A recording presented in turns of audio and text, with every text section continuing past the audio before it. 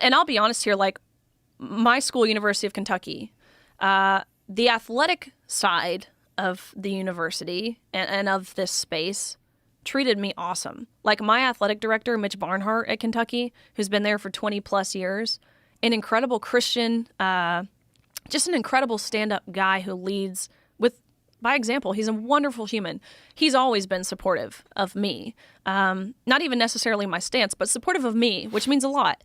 And my coach, Lars Jorgensen, who had coached there for 10 years at the time, amazing and supportive of me.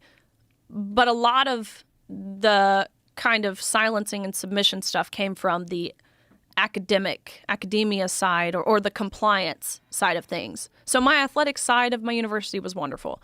But yeah, the compliance side, I was even told specifically, Riley, remember, you signed a scholarship, and when you signed that scholarship, they went as far to say you gave away your rights to speak in your own personal capacity. Remember, you represent us. Remember whose name is across your chest and across your cap, because it's not your own, it's ours. This is specifically said? Yeah. They said, we have already taken your stance for you. You signed away your rights to have your opinions on something that deeply affects your life's work. Right. For a university that's terrified of pushback.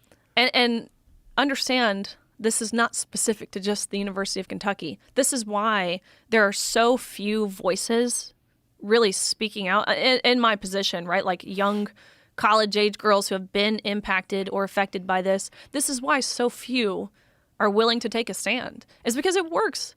Look at what happened at Roanoke College in Virginia.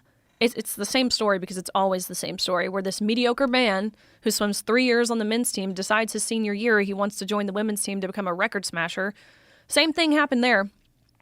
These girls, they're getting in contact with me saying, hey, this boy on the boys' team wants to join the women's team, but they told me that they got to vote on if they wanted him on the team or not.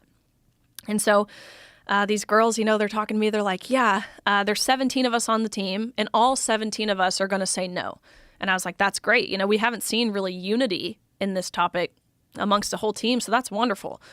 And so they go into their meeting where they were told they got to anonymously vote. The coach walks in, has the boy with him. He says, hey, I know I told you the vote was going to be anonymous, but it's actually going to be by show of hands, and I'm going to let the boy here give a speech before. So the boy gets up, gives this talk, and he says, hey, if you don't vote yes, I will kill myself, and it will be your fault. So as you can imagine, 13 of those 17 girls changed their vote to yes. Oh, boy. And it's because they were told they were going to be a murderer. And 3 of them are like, go ahead, kill yourself.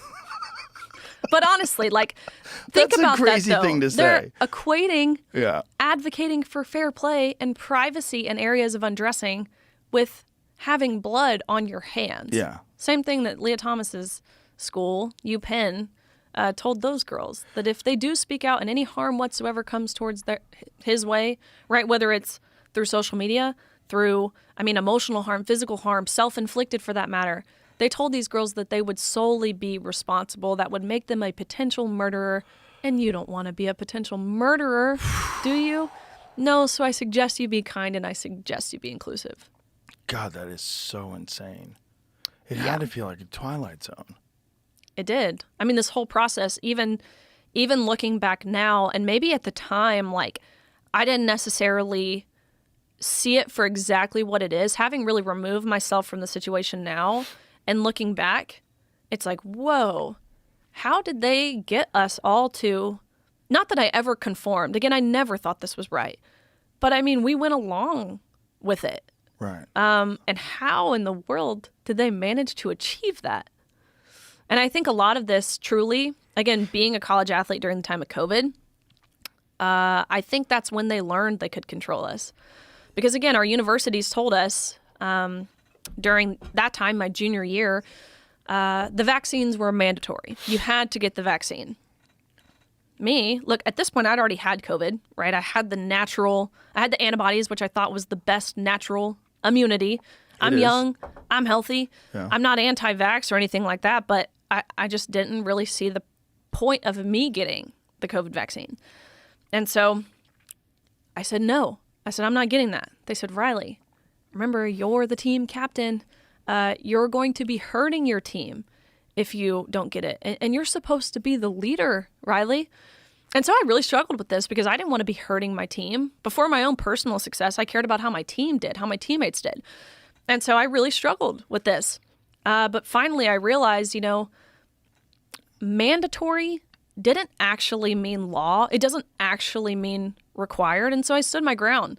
But truthfully, I think that's the first time that I learned how to stand up for myself. And I think that incident and really the whole COVID thing helped me stand up for myself my senior year when, again, the same tactics, the same emotional blackmail and gaslighting, really, that they were using, I think it helped me my senior year too.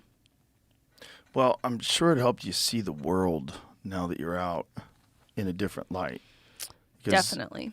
It's a cult. I mean, and that's really what it is. And it doesn't make sense to anybody who's not in the cult. But the people in the cult, they'll use terms like when that person said, if you don't vote for me, I'm going to kill myself. They use these very sneaky terms like life-saving, gender-affirming care in regards to castrating children and putting them on hormone blockers and removing their breasts. They use this crazy term that seems like, well, it's got to be good. It's life-saving, gender-affirming. But really, think about the message that even just the verbiage of gender-affirming care sends, whether it's to a minor or anyone for that matter. Right. We're telling them, especially kids, we're telling them that they're correct to feel as if they were born in the wrong body. Which, what a terrible message. We should be telling them that they're perfect just the way God created them. That's what we should be telling these kids, but that's not the message that they're being sent.